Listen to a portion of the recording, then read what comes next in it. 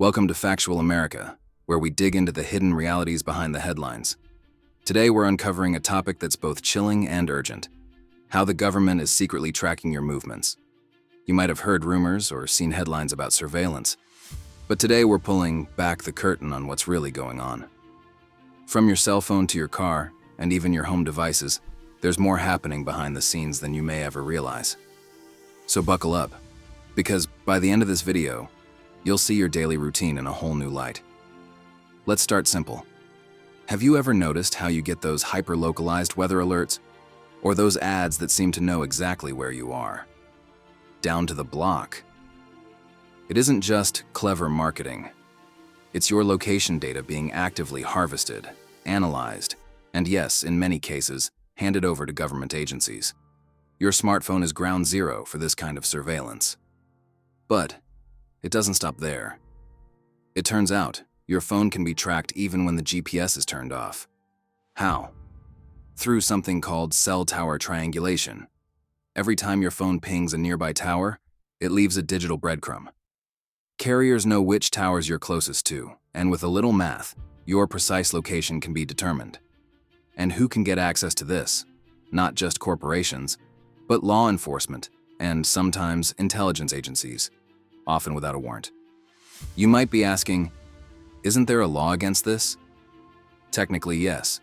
Legislation like the Fourth Amendment should, in theory, protect you from unreasonable searches. But loopholes and exceptions abound. The most notorious is the so-called third-party doctrine. If you willingly give data to a third party, like your phone carrier, that data is no longer considered private and can be acquired by the government without much hassle. Now, let's take a twist from the expected. Did you know it's not just your phone that's a risk? Your car is also tracking you. Modern vehicles are equipped with GPS, Wi-Fi hotspots, and scores of onboard sensors. Automakers collect every bit of driving data you generate: where you go, how fast, even how hard you brake. And yes, this data isn't always just for service improvements. In many cases, it's made available to law enforcement on request. Don't believe it's so easy? Consider the case of OnStar and similar services. These platforms can remotely unlock your car, slow it down, or pinpoint its location to within feet. When authorities come calling, sometimes with just a court order, not even a warrant, these companies often hand over the keys. The convenience you enjoy comes at a steep price: your privacy. And then there's the surprise twist that might leave you questioning your own home: smart devices. Amazon Alexa, Google Home, even your smart fridge are collecting and transmitting data, sometimes 24/7. These devices are always listening for their wake word, but that means snippets of your private conversations are traveling to corporate servers. And thanks to loosely worded terms of service, government agencies can access these recordings in certain investigations. What about public places? Sure, you expect surveillance cameras at banks, airports, and city intersections. But the scope of these systems is expanding. In cities like Chicago and New York, massive surveillance networks track thousands of cameras in real time, integrating feeds with facial recognition software. The stated purpose is public safety, but these tools also give authorities the ability to track anyone, at any time, with frightening accuracy.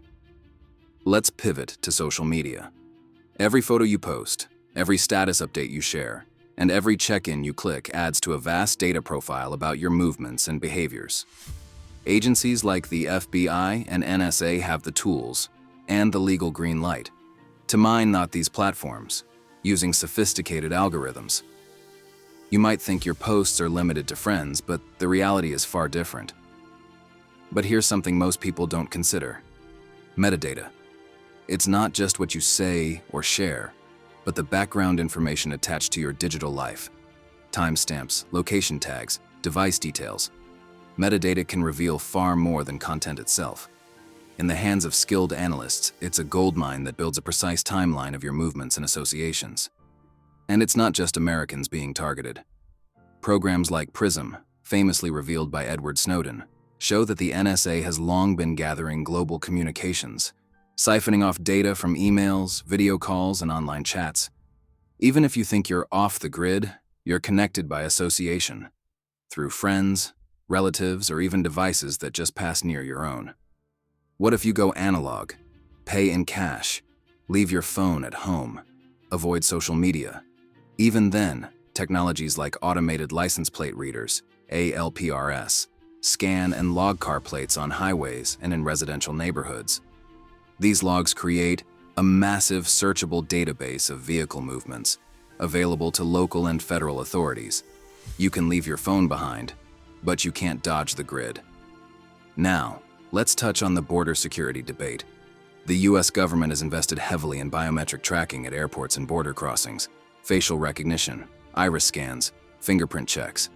Originally meant to identify potential threats, the technology has quietly expanded. American citizens, not just foreign visitors or suspects, are subject to these scans, creating a database of your most personal identifiers. Even your credit card and banking transactions aren't safe. The Treasury Department's Financial Crimes Enforcement Network, FinCCN, can issue broad subpoenas for financial records to track suspected crimes. But the dragnet often sweeps up innocent people, making every coffee you buy a tiny square in the government's surveillance quilt. Some argue this all adds up to security theater, measures that make us feel safer but don't actually prevent crime. Yet the data collection continues to expand, quietly and relentlessly, even as cases of misuse or hacking grow. In 2019, police in Florida controversially used private genealogy databases to catch a suspect. Innocent people's genetic data was suddenly at the mercy of government investigators. So where does this end? The terrifying answer: it may never end. With the explosion of the Internet of Things, from your smartwatch to your thermostat, your home is now a network of sensors, often managed by companies with government contracts or compliance obligations. Each device knows a little bit more about you, and together, they know almost everything. But here's a twist that's rarely reported. Some local governments are pushing back. Cities like San Francisco have banned city use of facial recognition and are debating how much surveillance is too much. Privacy advocates are fighting for data sanctuaries, hoping to carve out safe zones beyond the federal government's reach. It's a growing movement, but it's a David versus Goliath struggle. Still, most Americans don't realize just how easy and legal it is for their movements to be tracked. From the Patriot Act to local police partnerships with tech firms, what used to be science fiction is now daily life. The pandemic response only accelerated this shift. Contact tracing apps and mandatory location logs paved the way for even more normalized surveillance. How much of your privacy would you give up for security? And what about the companies themselves? Tech giants routinely claim they're fighting for your privacy, but their business models depend on knowing everything about you. When Uncle Sam knocks, most comply with requests for data, often quietly and nearly always legally. It's a relationship built on mutual benefit, leaving you, the user, as the product. Let me give you one final plot twist before we wrap up. Privacy experts are increasingly worried about predictive policing, algorithms that don't just track you, but attempt to forecast your next move. These programs analyze your habits, friends, and location patterns to make decisions about crime hotspots, even before anything happens. It sounds like science fiction, but it's rolling out in cities across America. So what can you do? Awareness is the first step. Knowing where and how you're tracked helps you make smarter choices. You can disable unnecessary location services, push for stronger privacy laws, support organizations protecting digital freedoms, and be mindful about what devices you bring into your home. None of these are a perfect defense, but they are the start of reclaiming your digital autonomy. Here's the bottom line. Your movements are being monitored in more ways than you ever imagined. But you're not powerless. Raise your voice. Stay informed. And don't accept the nothing to hide, nothing to fear argument. It's your freedom at stake, not just your secrets. That's all for today from Factual America. What do you think?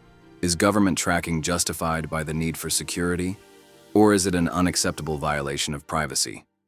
Did we miss any techniques you're concerned about? Let us know in the comments below. And most importantly, what other eye-opening topics do you want us to explore in future videos? Drop your suggestions, and don't forget to like, share, and subscribe if you want to stay informed on the real facts that matter. Thank you for watching, and remember, knowledge is power, especially when it comes to your freedom.